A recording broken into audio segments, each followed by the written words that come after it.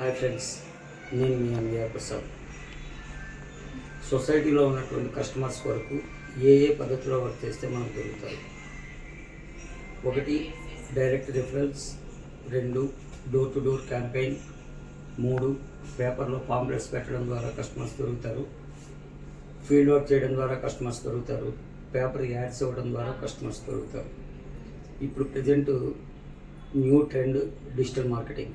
ఈ డిజిటల్ మార్కెటింగ్లో Facebook, WhatsApp, Instagram, YouTube, Telegram, Twitter ఇటువంటి సోషల్ మీడియా ద్వారా ఇప్పుడు కస్టమర్స్ మనకి చాలా ఎక్కువగా దొరుకుతున్నారు.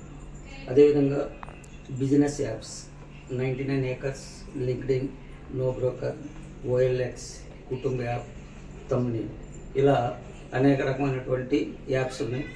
వీటిల్లో మనం రెగ్యులర్ పోస్ట్ చేయడం ద్వారా కూడా మనకి కస్టమర్స్ మార్కెట్లో మనకు దొరుకుతారు. కాబట్టి ఈ పైన చెప్పినటువంటి అన్ని విషయాలను కూడా పరిగణలో తీసుకొని దాన్ని చక్కగా ఉపయోగించుకున్నట్లయితే మన సొసైటీలో ఉన్నటువంటి కస్టమర్స్ని ఈజీగా క్యాచ్ చేయొచ్చు. దాని ద్వారా ఒక మంచి రిజల్ట్ అనేది వస్తుంది. నమస్తే.